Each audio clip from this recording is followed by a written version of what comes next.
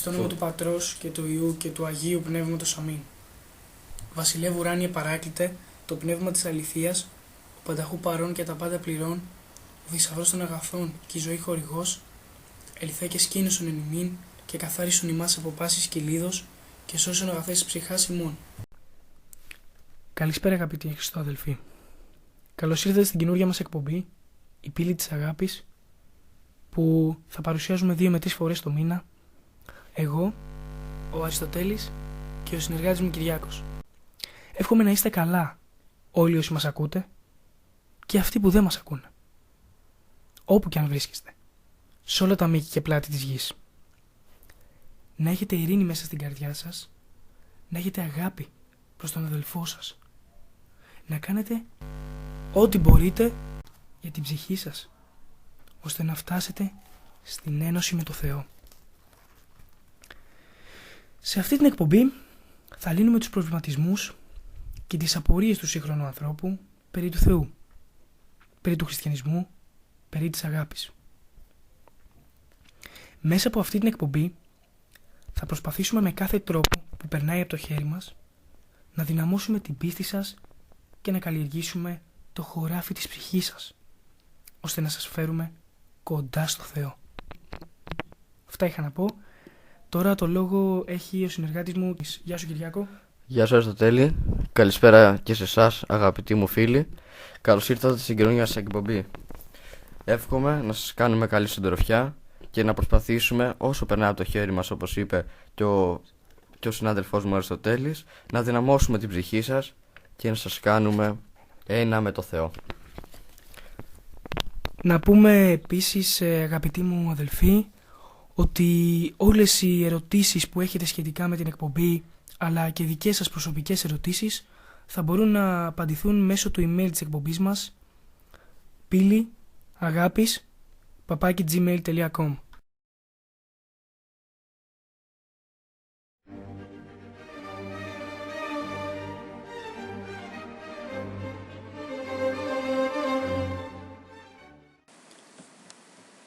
Κυριάκο, θα ήθελα να πω, ανοίγοντας τη νέα μας εκπομπή, με ένα ενδιαφέρον θέμα, διότι πολλοί άνθρωποι σε συζητήσεις που έχω συμμετάσχει και έχω κάνει με ρωτάνε διάφορα πράγματα περί του χριστιανισμού, όπως για την αγάπη, την ταπείνωση, την υπομονή, την ευχαριστία προς το Θεό, την ιερά εξομολόγηση και άλλα πολλά.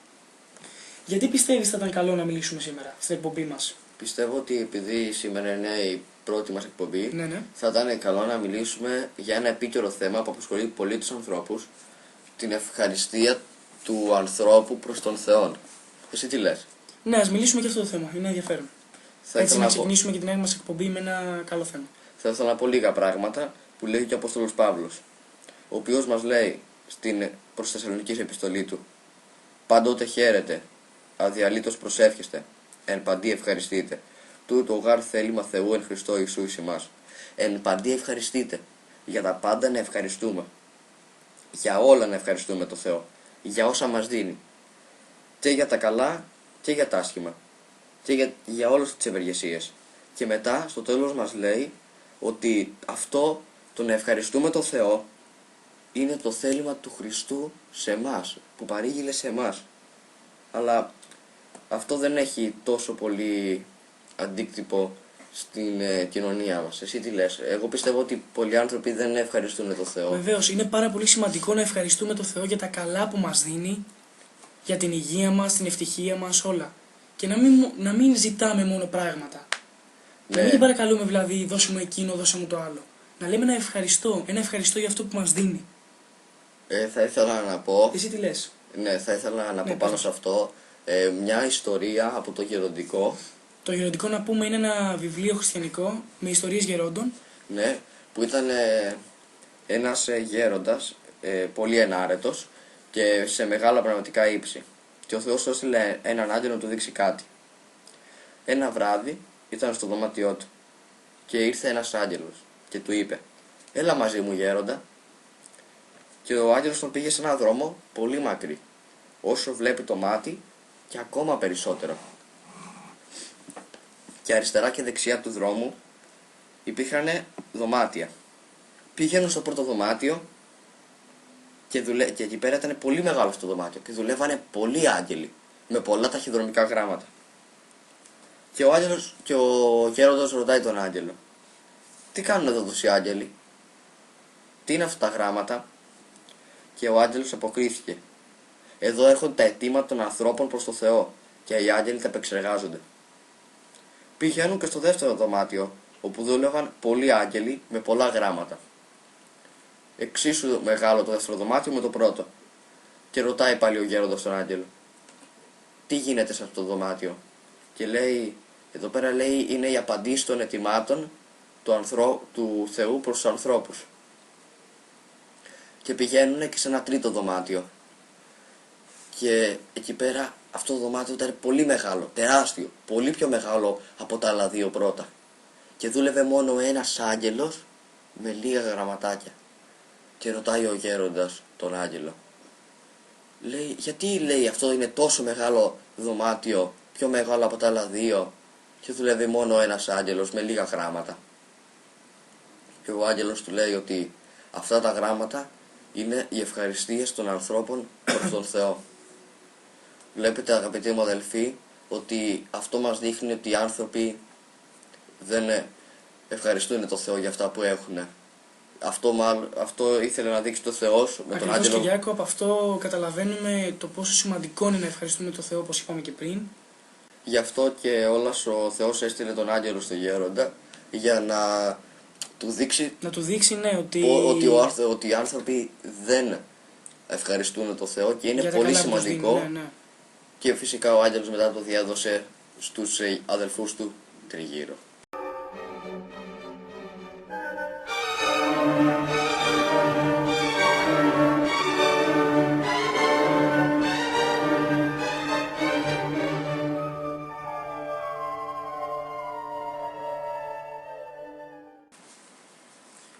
Κυριάκο, θα ήθελα να πούμε τώρα το πώς πρέπει να ευχαριστούμε τον Θεό, ποιος είναι ο σωστός τρόπος.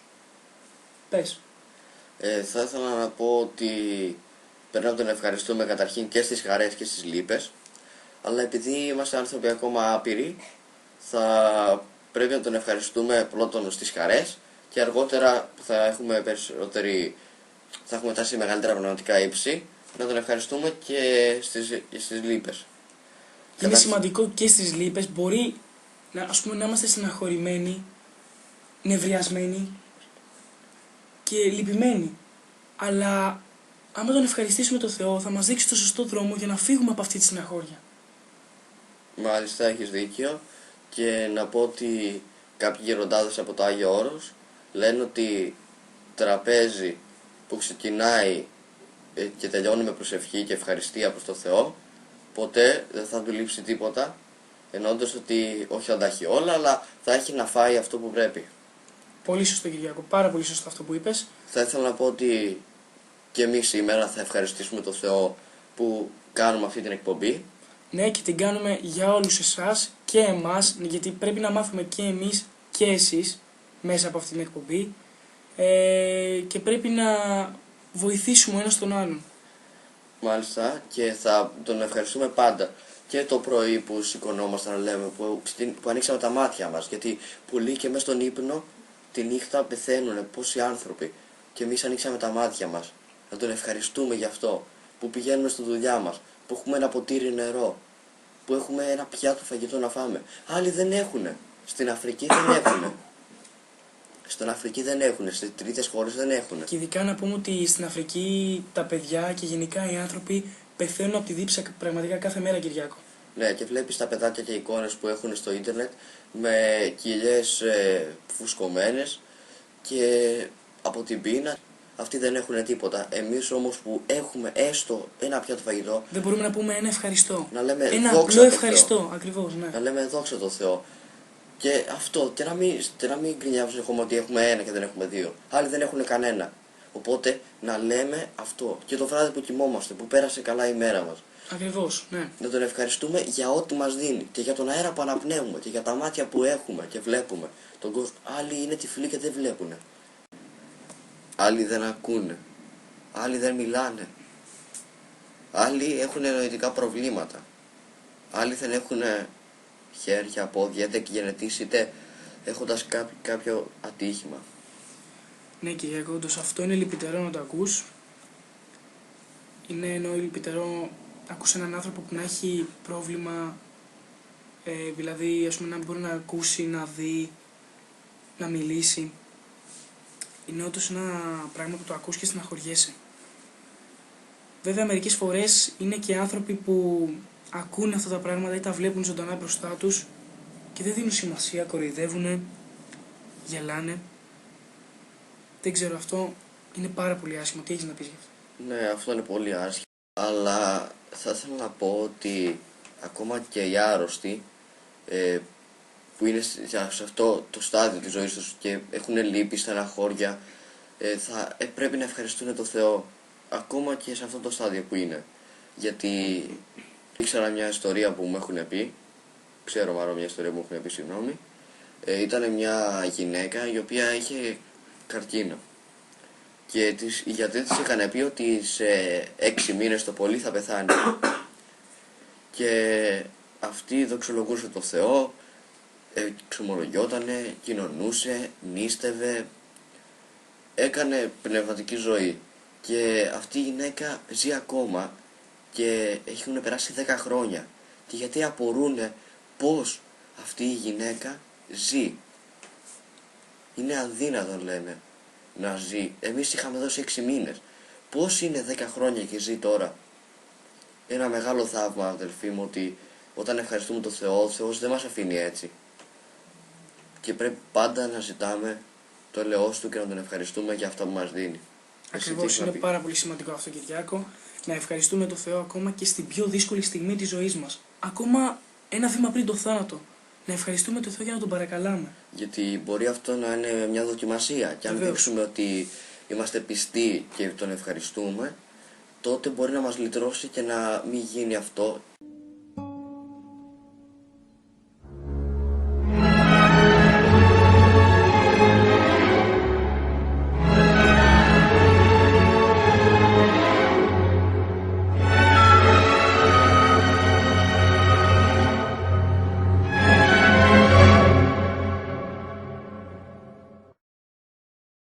Κυριάκο, σε αυτό το σημείο της εκπομπής που έχουμε φτάσει ως τώρα, θα θέλαμε να τονίσουμε σε εσάς τα ωφέλη της ευχαριστίας προς το Θεό. Θέλουμε να τονίσουμε το λόγο, κυρίως το λόγο, για τον οποίο πρέπει να ευχαριστούμε. Πρέπει. Γιατί πρέπει να Τον ευχαριστούμε. Διότι με ρωτάνε άνθρωποι στο δρόμο, σε συζητήσεις που κάνω, παντού, με ρωτάνε. Γιατί πρέπει να ευχαριστώ τον Θεό? Σε τι θα με ωφελήσει? Και τι καλό θα κάνει στη ζωή μου? Τι καλό θα κάνει στη ζωή μου? Είναι πολύ σημαντικό, Αριστοτέλη, Ναι, να ευχαριστούμε τον Θεό, γιατί υπάρχουν πολλές ωφέλειες από Εκείνον για εμάς. Καταρχάς, να τονίσουμε ότι οι άνθρωποι που ευχαριστούν τον Θεό δεν είναι αχάριστοι. Κυρίως αυτό, δεν είναι αχάριστοι απέναντι στα μάτια του Θεού και έχουν μεγάλη χάρη και έλεος από τον Θεό.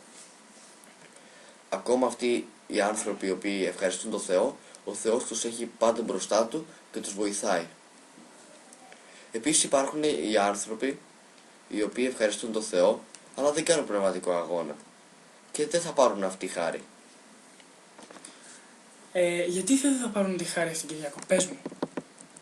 Για ποιο λόγο? Ποιο είναι αυτό το πράγμα που θα εμποδίσει να έρθει η χάρη του Θεού σε αυτούς που δεν κάνουν πνευματικό αγώνα? Πες μου. Λοιπόν, να σκεφτούμε μόνο ένα πράγμα, ότι ο Θεός που είναι άναρχος και παντοδύναμος, Ναι. καταδέχτηκε να γίνει άνθρωπος, να υπομείνει πάθη, σταύρωση και θάνατο και στο τέλος, όντας Θεός που είναι, να αναστηθεί εκ των νεκρών. Κοιτάξτε, ο ίδιος ο Θεός που μας έπλασε πέθανε για μας, για να ενωθεί μαζί μας. Έχεις δίκιο, Κυριάκο. Πραγματικά έχεις μεγάλο δίκιο. Υπάρχουν αρκετοί άνθρωποι οι οποίοι ξεχνάνε τι εστί πνευματικός αγώνας. Γιατί Αγαπητοί αδελφοί, χωρίς πνευματικό αγώνα δεν φτάνουμε στην ένωση με το Θεό. Να σας πω, ναι, ότι χωρίς πνευματικό αγώνα δεν φτάνουμε στην ένωση με το Θεό, γιατί με τον πνευματικό αγώνα φτάνουμε στην ένωση με το Θεό, αυτό που ήθελε και ο Κύριος πάνω στο σταυρό να πετύχει. Και αφού ο Κύριος ήθελε να μας συγχωρήσει τις αμαρτίες. Ναι, ήθελε. Και αυτό το έκανε με το αίμα του. Με το τόσο αίμα που έχισε πάνω στο σταυρό, στα βασανιστήρια, σε όλα που πέρασε. Στην κατάκριση που του έριξαν, σε όλα. Πες, Κυριάκο. Ήθελε να μας πάρει μαζί του στην ουράνια βασιλεία που για μας έφτιαξε, και γι' αυτό εμείς δεν πρέπει να είμαστε αχάριστοι, πρέπει να κάνουμε πνευματικό αγώνα, γιατί ο ίδιος σταυρώθηκε γι' αυτό. Και όποιος δεν κάνει πνευματικό αγώνα σημαίνει ότι είναι αχάριστος και δεν υπολογίζει τα βασανιστήρια που έχει ο Θεός υπέστη για μας. Και τώρα που είναι για μεγάλη σάκουστη, θα πρέπει να νηστεύουμε όλοι μας, να εξομολογηθούμε, να προσευχόμαστε πιο συχνά, να μελετάμε την Αγία Γραφή, Αγαπητοί μου αδελφοί, να την ονάμε συχνά. Ναι, τελείωσε. Αγαπητοί μου αδελφοί, αυτά τα πράγματα που λέει ο αγαπητός μου συνάδελφος Κυριάκος είναι πάρα πολύ σημαντικά και πραγματικά εγώ κρέμομαι από τα χείλη του. Όπως είπε λοιπόν, τώρα που είναι και Σαρακοστή, πρέπει να δώσουμε πιο μεγαλύτερη προσοχή και μεγαλύτερη έμφαση απέναντι στο Θεό. Να του δείξουμε ότι είμαστε καλοί άνθρωποι. Ότι μπορούμε να φτάσουμε στην ουράνια βασιλεία. Μπορούμε.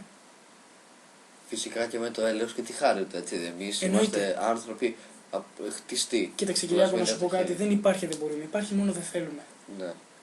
Άμα θέλαμε, μπορούμε να κάτσουμε και στην εκκλησία πολλή ώρα και να πάμε από το πρωί, αλλά Βεβαίως. δεν Και θέλουμε όταν... να χάσουμε τον ύπνο μας. Εννοείται, αυτό είναι ώρες. Βλέπεις τις εκκλησίες και γεμίζουν από τις 8.30 ώρα και μετά. Ναι. Περιμένουν οι άνθρωποι απ' έξω με να πει το διευκόνα για να φύγουνε. Έχεις δίκιο, ναι Κυριάκο, όντως. Και όχι μόνο όταν είναι η ώρα της λειτουργίας, ακόμα και μετά. Όταν τελειώσει η λειτουργία, μπορούμε μόνοι μας να κάτσουμε να προσευχηθούμε. Να πούμε αυτό που μας τρώει μέσα μας το Θεό. Στο μεγάλο μας φίλο, το Θεό. Που όλα τα ακούει και όλα τα προσέχει. Όπως λέει και στο Ευαγγέλιο μέσα, ότι ο Κύριος ο ίδιος, εδεύτε προς με, ελάτε προς εμένα, όλοι ναι. οι κοπιώντες και πεφορτισμένοι, αυτοί που είστε στεναχωρισμένοι και είστε φορτωμένοι από τα βάσανα και το άγχος της ζωής αυτής, της σύγχρονης ζωής, και εγώ αναπαύσω εμάς και εγώ θα αναπαύσω εσάς. Οπότε να εκθέτουμε το πρόβλημά μας σε αυτόν, και αυτός που είναι παντογνώστης και παντοδύναμος θα μας βοηθήσει. Πιστεύω αυτή πρέπει να είναι η συμβουλή για τον καθένα. Ναι Κυριάκο, αυτή είναι μια πραγματικά καλή συμβουλή. Πιστεύω να βοηθήσαμε και τους ανθρώπους που μας παρακολουθήσανε σε αυτό το επεισόδιο. Αμήν. Αμήν. Και να κλείσουμε. Και να κλείσουμε να πούμε ότι θα ανανεώσουμε το ραντεβού μας. Στην επόμενη μας εκπομπή θα μιλήσουμε για άλλο ένα ενδιαφέρον θέμα. Το λόγο έχει ο αγαπητός μου συνάδελφος Κυριάκος. Θα ήθελα και εγώ να πω, να κλείσω αυτή την πρώτη εκπομπή και όμορφη. Πιστεύω να σας κάναμε καλή συντροφιά, να πήρατε κάποια πράγματα. Να πήραμε και εμείς εννοείται κάποια πράγματα φυσικά. Τους τηλεθεατές μας. Να πω ότι πολλοί μπορούν να παρεξηγήσουν και να πούνε, καλά, αυτοί που κάνουν την εκπομπή και την παρουσιάζουν, πώς ωφελούνται. Θα ήθελα να πω σε αυτό το σημείο, μπορούμε να ωφεληθούμε από εσάς, που μπορείτε να μας στείλετε κάποιες ιδέες που μπορεί να έχετε απορίες και ερωτήσεις στο email μας, pili.agapis@gmail.com. Θα τα δείτε και στις οθόνες σας ούτως ή άλλως. Ναι, αλλά και που εμείς καθόμαστε και ψάχνουμε στο Γεροντικό, στην Καινή Διαθήκη και σε άλλα χριστιανικά βιβλία για να σας πούμε εσάς και να σας βοηθήσουμε. Και εμείς... Αλλά Κυριάκο να βοηθούμε και εμείς, πιστεύω. Αυτό λέω, ότι εμείς ψάχνοντας για να βοηθήσουμε τους άλλους, βοηθιόμαστε και εμείς. Εννοείται. Λοιπόν, θα ήθελα να κλείσουμε με το διευχόν. Διευχών των Αγίων Πατέρων ημών, Κύριε Ιησού Χριστέ ο Θεός, ελέησον και σώσον ημάς. Αμήν.